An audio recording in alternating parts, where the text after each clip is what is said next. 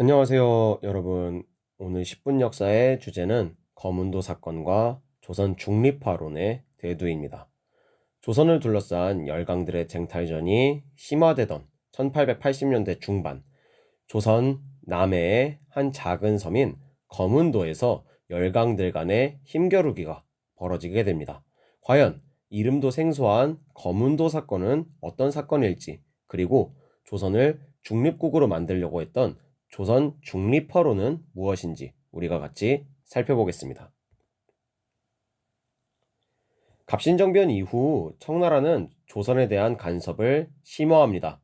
특히 청나라에서 파견한 이 위안스카이는 조선 왕에게 그리고 조선 정부에게 협박도 서슴지 않으면서 조선의 정치와 군사에 대한 간섭을 일삼게 됩니다. 이에 조선은 청나라를 견제하기 위해서 북방에 러시아를 끌어들이면서 청과 일본이 경쟁하고 있던 조선의 러시아의 영향이 시작되게 됩니다. 이렇게 동아시아의 조선에서 러시아의 영향력이 커지게 되자 영국 또한 조선을 주목하게 됩니다.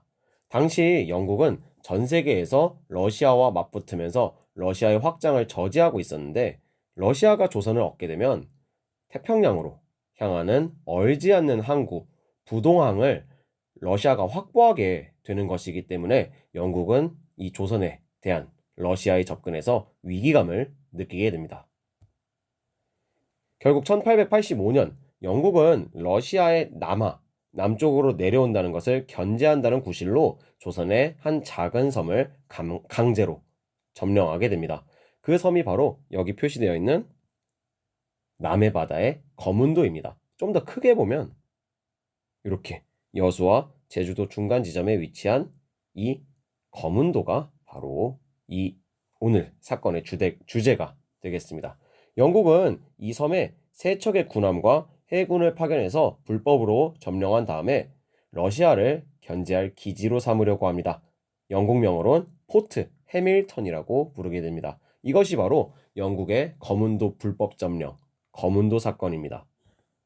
재밌게도 이곳에 주둔했던 영국군은 섬 주민에게 그다지 큰 피해를 끼치지 않았다고 하며, 또한 이걸 넘어서 섬 주민들과 우호적인 관계를 맺어서 이렇게 같이 찍은 사진들도 남기기도 하였습니다. 자, 이렇게 좀 재밌는 일들이 있었는데, 다시 역사로 돌아가면 영국은 거문도를 우선 먼저 점령한 다음에 조선에 섬을 빌려달라는 요구를 합니다. 이에 대해 조선은 단호하게 거부하고 항의를 하면서 섬에서 나갈 것을 요구합니다. 그렇게 영국이 불법 점령한 지 2년이 지난 1887년, 영국은 청을 통해서 러시아가 조선을 침략할 의지가 없다는 것을 확답받게 됩니다. 이에 따라 거문도 확보의 필요성이 사라지게 되고, 영국은 섬에서 철수하면서 2년간에 걸친 불법 점령인 거문도 사건은 이렇게 조용하게 끝을 맺게 됩니다. 참고로 영국군이 주둔하는 동안 3명의 사망한 영국군이 거문도에 묻혔는데, 이 묘지는 지금도 영국군 묘지로서 보존되고 있습니다. 이렇게 거문도 사건은 갑자기 시작되었다가 조용하게 끝난 사건이지만, 이 사건이 가지는 의미는 조용하지 않았습니다. 바로 동아시아 끝에 있는 이 조선도 언제든지 얼마든지 서양 열강들의 격렬한 싸움터가 될 수 있다는 것을 보여준 사건이 바로 이 거문도 사건이 되겠습니다. 이렇게 조선이 싸움터가 될 수 있다는 위기감이 조성되자 조선 내외에서 조선을 중립국으로 하자는 조선 중립화론이 대두됩니다. 대표적으로 조선 주재 독일 외교관이었던 부들러와 최초의 조선인 미국 유학생으로 유학 갔다가 귀국한 유길주는 조선을 중립화하자는 의견을 주장하게 됩니다.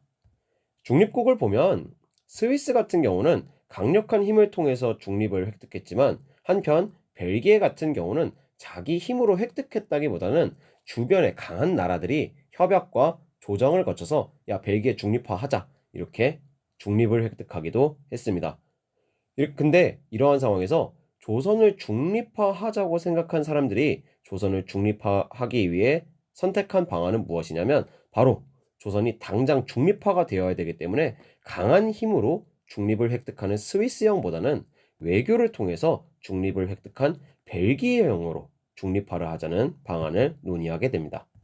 특히 6.1주는 자신이 쓴 글인 중립론에서 러시아가 조선을 침략하지 못하는 이유는 중국을 두려워해서다 라고 역설하게 됩니다.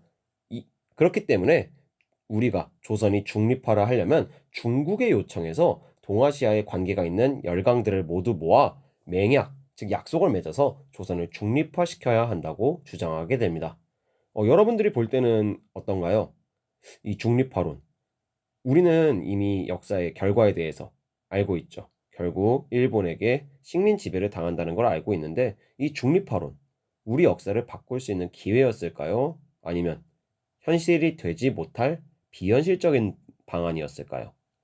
여기에 대해서는 여러분들이 한번 생각해 봤으면 좋겠습니다. 언제나 한반도가 맞이하게 되는 지정학적 문제, 딜레마이니까 여러분들 한번 생각해 보시면 좋을 것 같습니다. 이 파트의 중요 포인트는 다음과 같습니다. 여러분들 한번 확인하시면서 오늘은 여기서 끝낼 수 있도록 하겠습니다. 안녕!